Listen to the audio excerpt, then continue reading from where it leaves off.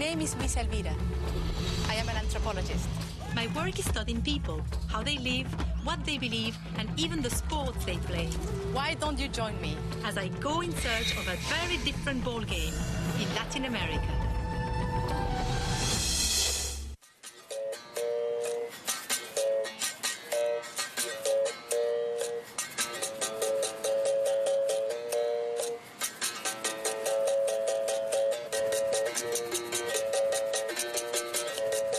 The first time I saw capoeira, I was captivated. But what is it? A martial art? A dance? To get an answer, I need to find a good capoeira teacher. So I am off to the city of Salvador, in the Brazilian state of Bahia. From the 16th to the 18th century, Salvador was the country's capital, and its sugar plantations make Brazil one of Portugal's most prosperous colonies. But this wealth was built on the back of African slaves. And from these slaves, capoeira was born. For a long time it was banned, but today it's growing with an irresistible energy. I am in Salvador de Bahia, at the Church of the Lord of Bonfim, one of the main centers of Afro-Brazilian culture. And it is here that the art of capoeira is thriving today. And sure enough, there is a capoeira ring in the plaza. This is Master Boagenti, with some of the best martial artists in Bahia. They are playing capoeira to the beat of the berimbau, an extraordinary instrument. 2 by 2, players enter the ring, while the rest await their turn. But how did this mix of dance and combat come about? For over 200 years, Salvador da Bahia was the most important slave port in Brazil. Over 3 million slaves were shipped here from Africa and sold in this market. Beneath it, they were packed like cattle into these dark, infested dungeons, awaiting their fate.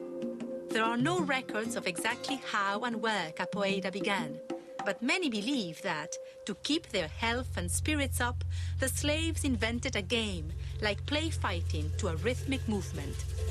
If anybody saw them, it was easily disguised as a dance. As open rebellion was violently crushed, the slaves used deception to flee captivity. A number of slaves did manage to escape and build villages in the bush called quilombos.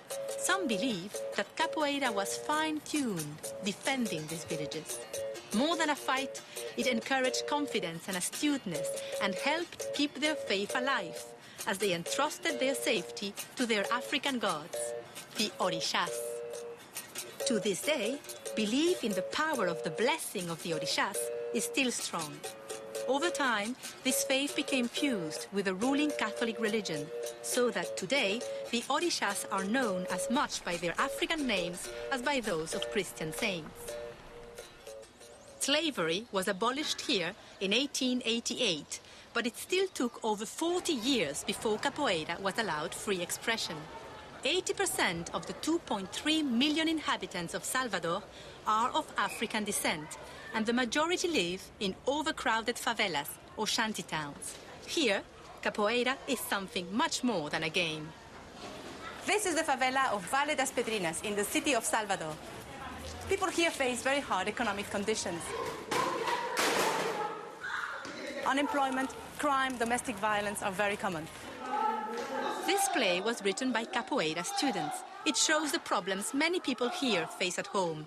Unemployment, domestic violence, alcohol and drug abuse, and the often inevitable descent into crime. But this story offers an alternative. Capoeira. Fun, healthy, dignified, it's a way out of the trap. And the man promoting this alternative is the capoeira master Boagenti, who lives here in the community. Boagenti is his capoeira name. It means good person, and it reflects the respect he's earned from his community. I am going to ask him to explain the mysteries of capoeira to me. Eu via eles, né, jogando, fazendo aqueles movimentos bonitos, ai coisa. Aí eu fui me inspirando, né? Mestre Boagenti started practicing capoeira when he was 6 years old. He learned the traditional style called Angola because it thought that slaves from that part of Africa invented it. He was the youngest of 7. His mother was a widow, and he could only do the first year of primary school because after that he had to go into the streets to sell bananas in order to obtain some income for his family. So he had no formal education, and yet he's taught in Portugal, in the United States, and Mestre Boa Gente has used the real creativity of capoeira to learn all sorts of things: dancing, theater, martial arts, taekwondo. He's managed to create an extremely active community, and all that he owes it to capoeira.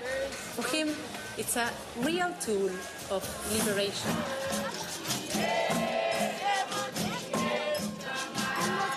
Boa Gente's desire to spread this liberating message began 30 years ago with his community radio service. Most of Valle das Pedrinhas is now tuned to it. What he says and who he talks to matters to them.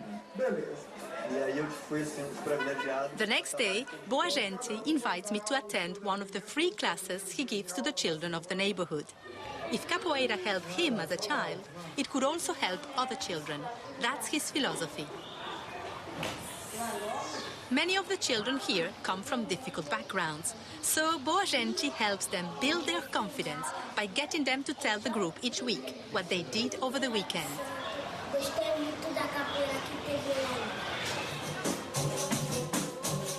He then takes the children through a series of warm-ups and some energetic dancing. For Boa Gente, self-expression, dance and capoeira are one. Next, they do some maculele, a stick-fighting dance adopted by capoeiristas. And finally, what they enjoy the most, the flips and tumbles of capoeira. What energy!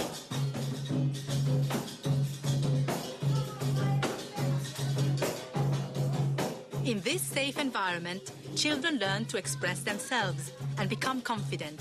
In the tough world outside these walls, they will need a lot of strength of character to build a better life for themselves. One of Boa Gente's best students, for whom capoeira has been a lifeline, is his assistant, Heraldo, known by his capoeira name as Capeta, which means the astute one. Capoeira has played a vital role in Capeta's life. He was born in a deprived neighborhood where possibilities for improvement are very limited. Tem problema das drogas, dos roubos, que a gente convive com pessoas de vários tipos, e a conseguir vencer fazendo capoeira. In this neighborhood there are drugs, there's alcohol, and all these things interfere when one is trying to follow one direction. Capoeira gave him the strength to follow a path in life. And in the same way that he was, one could say, saved or formed by the capoeira of Mestre Boa Gente, he wants to help the children of the future. Capeta is studying physical education and sociology at university. By law, capoeira teachers in future must have a university degree. But very few poor capoeiristas are in a position to go to university. Only 4% of university students in Bahia are of African descent. But Capeta is determined to succeed. So, for Boa Gente, Capeta, and so many other capoeiristas, this musical martial art has a real power to change lives. But how? I know from my anthropological research that if I really want to understand something, I am going to have to try it myself. But could I do that? Maybe it's time to get physical.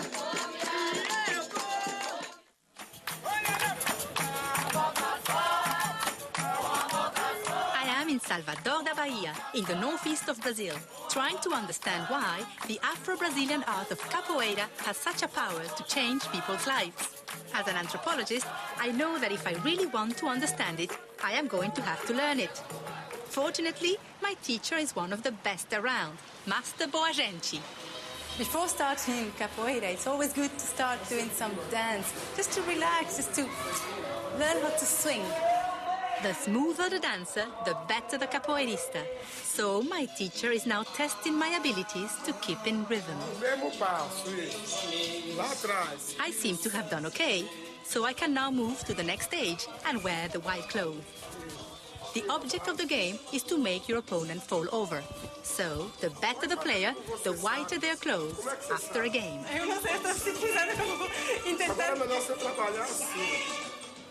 Now, this is the basic capoeira step, the ginga, which roughly means to swing. It was made the basic step so that people practicing capoeira looked like they were dancing instead of fighting. Next is the role, a kind of rolling from side to side, like you are checking out your opponent, always on guard. Ooh, those muscles are tight. Now he expects me to do high kicks. These pretend kicks can unbalance an opponent as effectively as a real kick. The cartwheel is the main escape move, which also serves to set up a counter-attack. And it's fun to do. E tem muitos novos que não tem. Now, this is where I break my neck. Headstands are like cartwheels, used to swing the legs into a new move or escape. Capoeira is a combat, but opponents should be so in tune with each other's moves that they can read them before contact is made. My teacher now shows me how effective it could be if you did want to make contact.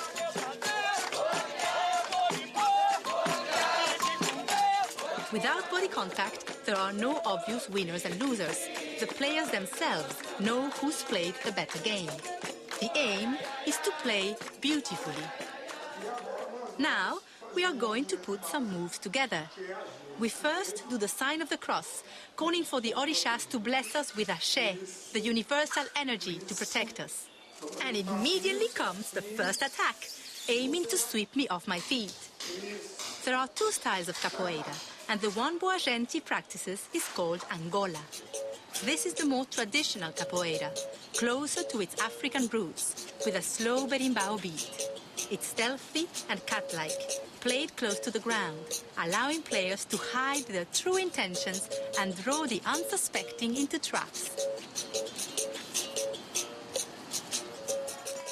In the early 1930s, when the authorities finally allowed capoeira to be practiced in the open, a capoeirista called Master Bimba created a new style called capoeira regional. It had a faster beat and was more competitive and acrobatic.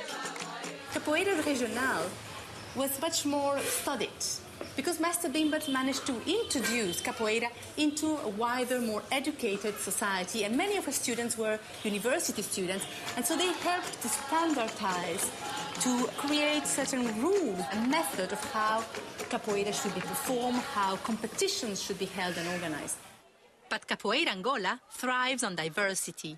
Each master of Capoeira Angola has their own personal approach. Capoeiristas practice Angola or regional as it suits them best. Both styles can be played in the same ring. Angola is less flashy and more ingenious.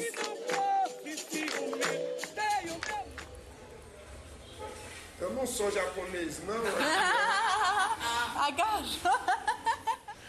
I've just seen an amazing demonstration of how fast and accurate Master Boagenti can be. A fly was just around me and he just went, caught it. As he says, Angola Capoeira is about being fast both in your mind and in your body. What makes capoeira, and especially Capoeira Angola, so unique is its malicia, or as Boagenti says, its intelligence. Acting with malicia means keeping one's intentions hidden behind a smile. The more charming and cunning the capoeirista, the more unexpected his blows are. As in the times of slavery, deception is still capoeira's main weapon. In order to achieve an objective, for instance, when you are in the ring and you're facing your enemy, you present yourself really well, you're smiling, and you find your way, and then you make your opponent fall.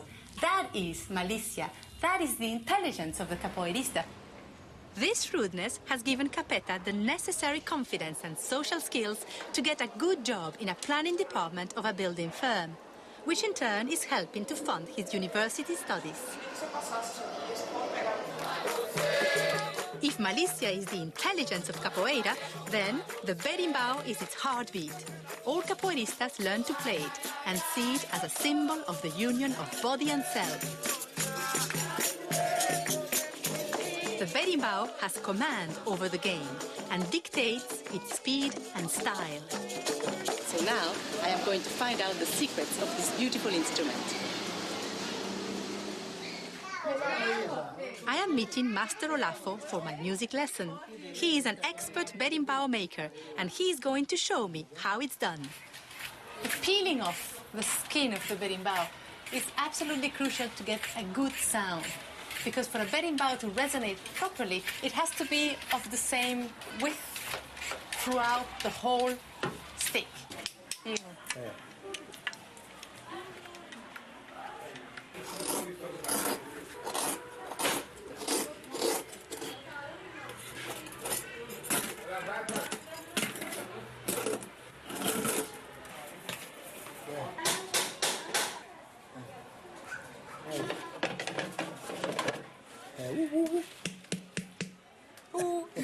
Half an hour in Master Olafo's expert hands, and a stick, some wire and a gourd become a musical instrument. My new berimbau is ready. My next challenge is to try and play it. Now, I've got to press the stone against the wire to change the pitch, while pressing the gourd on and off against my body to mute the sound. And the whole thing is resting on my little finger. God, you must have a really strong little finger. Now, let's see how he does it.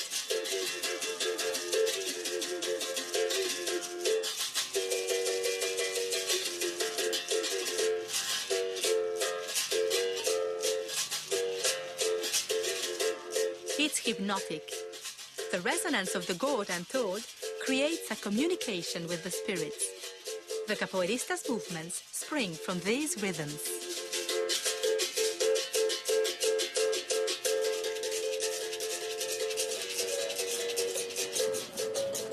So, capoeira requires a sense of rhythm, a quick intelligence, a charming smile, and a lot of disciplined practice.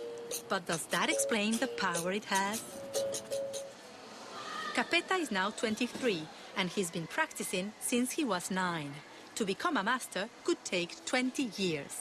He tells me that involves much more than a lot of fancy moves.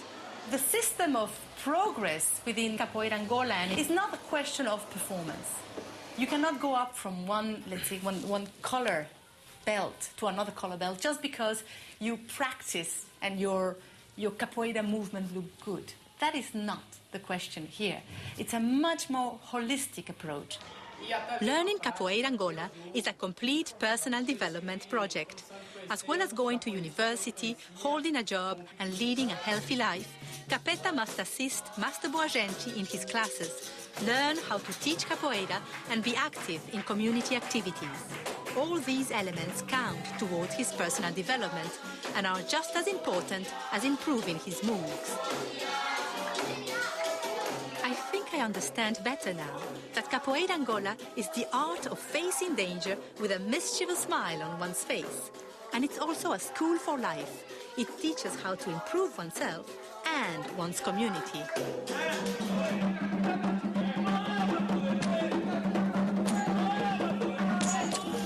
It's Father's Day here in Valle das Pedrinhas, and Mestre Boagenti has organized a public demonstration of capoeira in the street.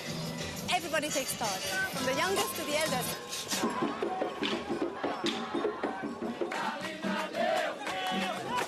Boagenti's dedication to capoeira never stops. With his friends, he regularly organizes events like this to encourage community involvement and promote an awareness of their cultural heritage.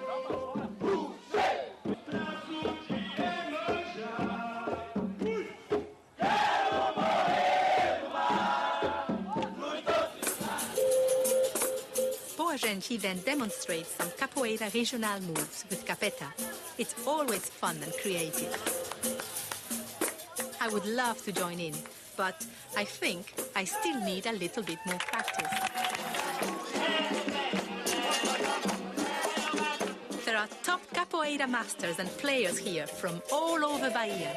And there are even players from the United States and France.